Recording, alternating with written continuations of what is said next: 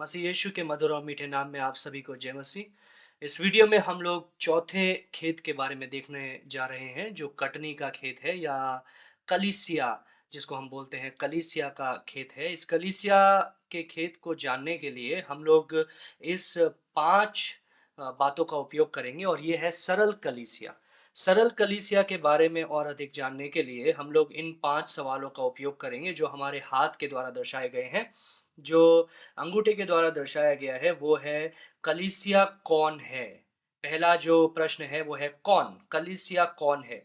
इस प्रश्न का उत्तर खोजने के लिए प्रेरितों का काम उसका दूसरा अध्याय उसके 41वें पद में आप लोग पढ़ सकते हैं। दूसरा प्रश्न है कलीसिया कब मिलती है? कलीसिया कब मिलती है? इस प्रश्न को जानने के लिए उत्तर जानने के लिए आप इब्रानियों की पुस्तक उसका 10वां अध्याय उसके 24वें पद से 25वें पद तक पढ़ेंगे। तीसरा प्रश्न है कलीसिया कहाँ मिलती है? कलीसिया कहाँ मिलती है? इस प्रश्न का उत्तर जानने के लिए प्रेरितों 2 का 46 आप पढ़ेंगे और रोमियो की पुस्तक 16वां अध्याय तीसरे पद से 5वें पद तक आप पढ़ेंगे। चौथा प्रश्न जो है वो है कलीसिया क्यों मिलती है? कलीसिया क्यों मिलती है?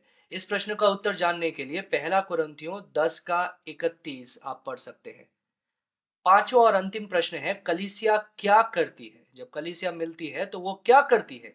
वो उस उत्तर जानने के लिए प्रेरितों के काम उसका दूसरा अध्याय उसके 37 से 47 तक आप पढ़ सकते हैं।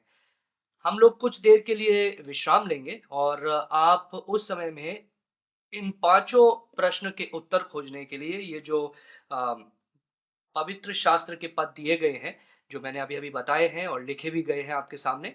इन पदों को आप खोलिए और अपने दलों में और अपने आप में बाइबल पढ़ कर के, ये पदों को पढ़ कर के इन पाँचों सवालों के उत्तरों को आप लिखिए।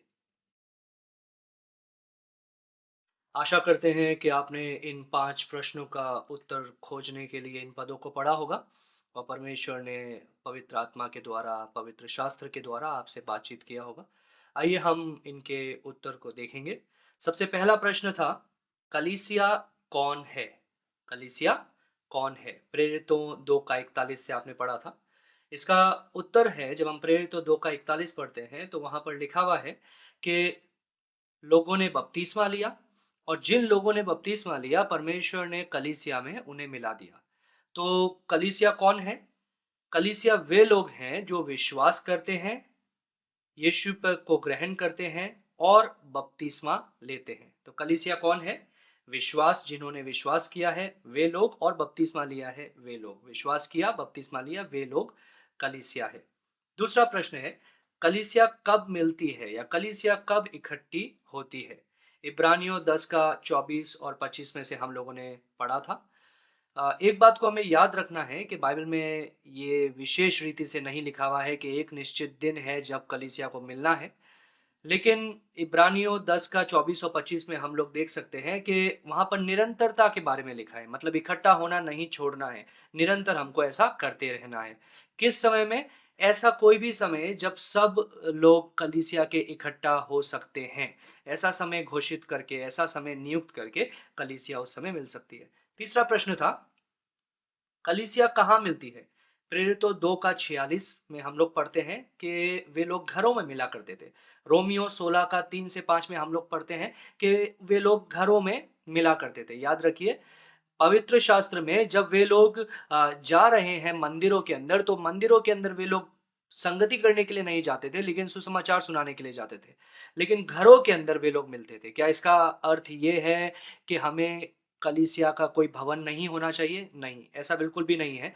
कलीसिया का भवन हो सकता है, लेकिन कलीसिया का भवन होना एकमात्र एकमात्र ज़रिया नहीं है कि कलीसिया का भवन नहीं है, तो कलीसिया इकट्ठी नहीं हो सकती है। कलीसिया घरों पर इकट्ठी हो सकती है और इससे संगति और अधिक से अधिक बढ़ भी सकती है। नए नियम के अंदर हमेशा वे लोग कलीसिया घरों में ही इकट्ठा हुआ करती थी।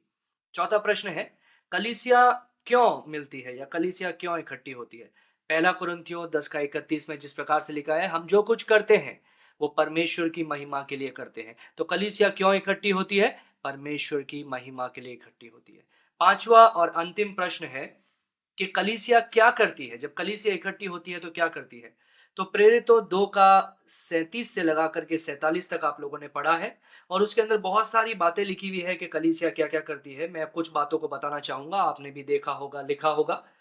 उनमें से कुछ बातें हैं मन फिराना, विश्वास करना, बपतिस्मा, शिक्षा, उपदेश, संगति, रोटी तोड़ना, प्रभुभोज लेना, प्रार्थना करना, अद्भुत काम, चिन्ह और चमत्कार, प्रेरित अगुवे को बनाना, दान देना, प्रेम करना, आराधना और स्तुति करना, सुसमाचार सुनाना और कलीसिया की बढ़ोतरी करना। तो ये कुछ कार्य हैं जो कलीसिया किया करती है।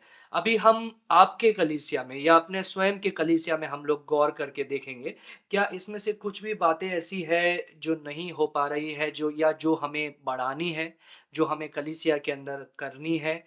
अगर ऐसा कुछ है, तो आप अपने कलीसिया के अंदर, अपने झुंड के अंदर, अपने लोगों के साथ में, विश्वासियों के साथ में उन बातों को कर सकते हैं। आशा करते हैं कि सरल कलीसिया का ये वीडियो आपने इस वीडियो से बहुत कुछ सीखा होगा। ये सरल कलीसिया का वीडियो था कि 5 अलग-अलग ज़रिए हैं, 5 अलग-अलग कार्य हैं जो कलीसिया किया करती है कलीसिया के बारे में। परमेश्वर आप में से प्रत्येक को आशीष दे। जय मसीह।